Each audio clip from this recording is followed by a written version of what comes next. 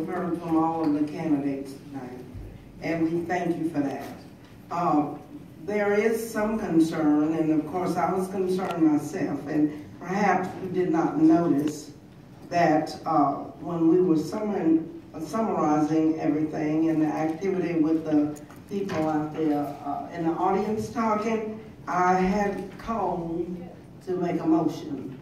And I don't know if you didn't hear that. You moved, did not recognize me, and went to Alan. And I'm not here to cause any problems. I never have. And I know how it is, and it appears to be a problem, but at least I want to get out what it should have been. It was my call for the motion on the floor. And in calling for that motion, and listening to everything that have been up, it is not my desire that anyone is hurt. Everybody, all of the candidates tonight have been really great. But I had some concerns that probably needed to be further researched before we move forward. And what I was going to do is to say that I respect each and every one of you. I always have. Mr. Mayor, starting with you, even though you moved that motion to Alan, and I was the one that called for the motion first. So that's just a point of procedure that was off. It was going to be me to say this. Since there was some problems that was arising with, is this unethical? Or would this be impacting on them if they were running again for office? Because monies have been given to their campaign. I knew then that we needed to move so that my colleagues would not be hurt. That still could come back to hurt them. And it was my motion that I was going to place on the floor, listening to everything, didn't want Vernon to be hurt, anybody else to be hurt. But when I look at the totality of qualified people, then I was going to say, then if that is true, I don't want to see anything with Jeff, Peggy, or any of you, that I was going to call for the motion to place Jimmy Messick. I was going to move on him to ask that he be considered, because it was too many things, issues coming around Vernon with the ethics charge and with my colleagues.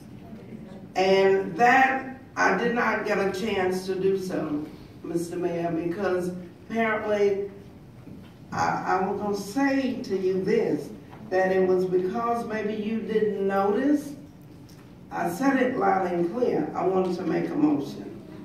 And we're in a difficult situation again, because then, as Alan's motion was carried out, and not pointing any fingers, because it is horrible. I can tell you, it is horrible to be in a position where misinformation is not right or denial is not right. So now we have a person here now that's about to be sworn in, because that was the second motion call, recognized. I was the first to be recognized.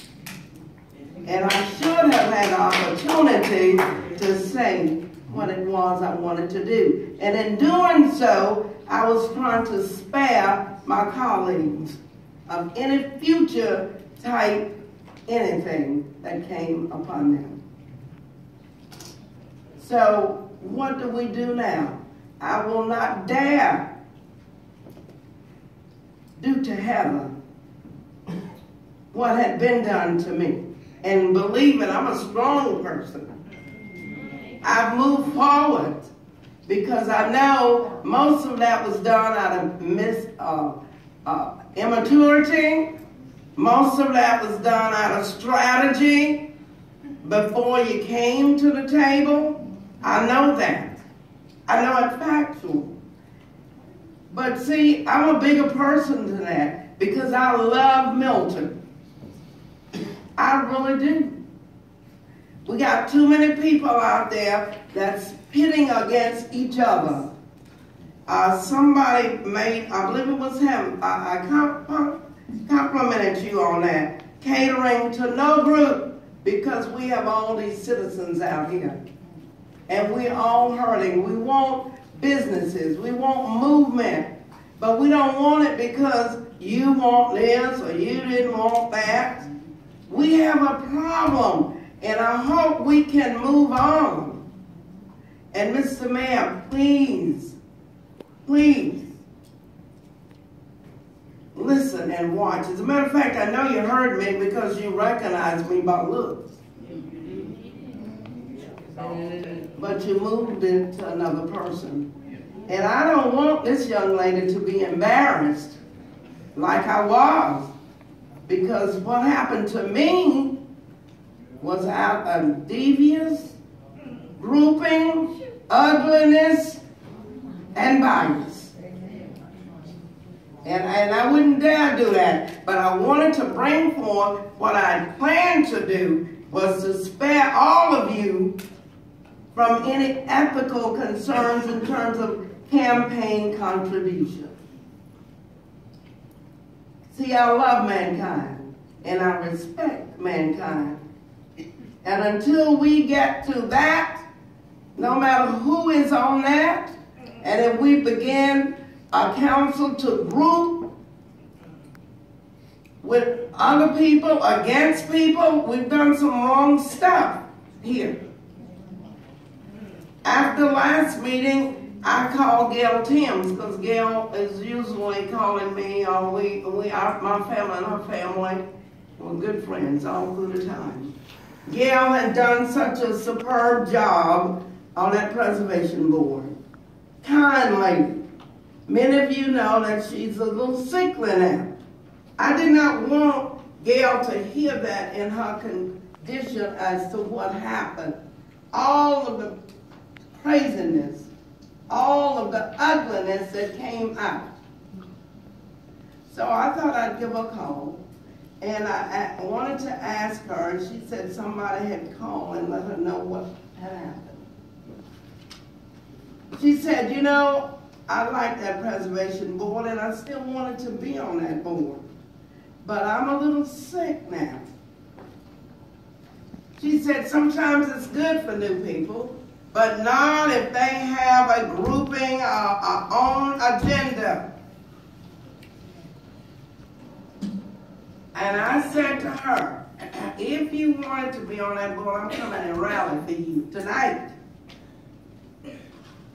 Not only was I going to rally for her, but I want to make a motion that Teresa Mezek go back on that board. She's there. She has the wisdom. We need people that have the experience as well. Not saying that others does not have experience, but the ugliness, the brutality that is gone against them is not good. And what is the problem with Teresa going back on that preservation board to continue to work? So that would leave, because I know Chris Hawley's not on there now, and Gail Tim said to me, well, I'm just not going to do it now, because, you know, she is sick. Mike Lewis, great, he's still on there. And I move now that Teresa Mezek be placed back on that preservation board. Well, Mary, I thank you for those words, but I have not opened the floor for a motion at this time. And plus, as I understand, there's not a vacancy currently available on the Historic Preservation Board. Is there a number? Is there a number? Actually, it's later on the agenda. There are, until that item is taken care of, there are. Mary, why don't you, I'll open the floor when we get to that part of the agenda, and we'll hold off, and then when we get there, we'll handle the business.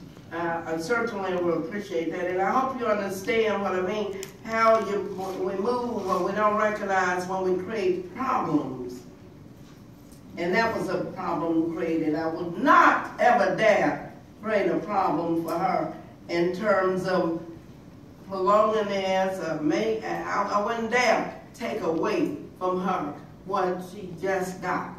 And it was out of error, but congratulations. All right. Thank you very much. Mr. Mayor. Yes, sir.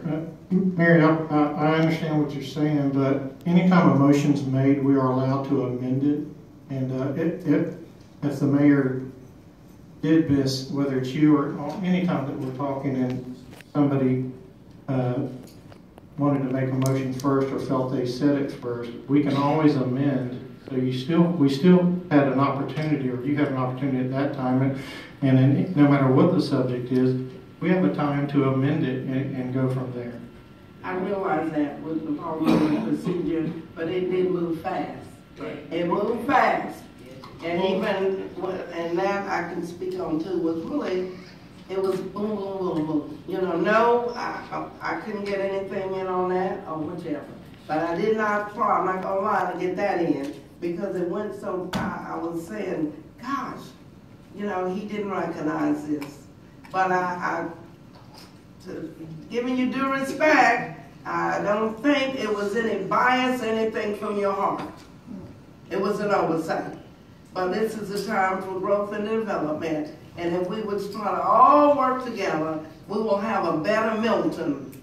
And we need to stop the bickering, stop the groups, and work together. Amen. And Mary, just to kind of address your comments there, you know, I tried to open up the meeting, and also last week it was asked, you know, what we were going to do as far as the structure. I think Mr. Bruton asked that question, and I made it very clear that it was going to be busted up into 2 phases, and I want to do that for a reason.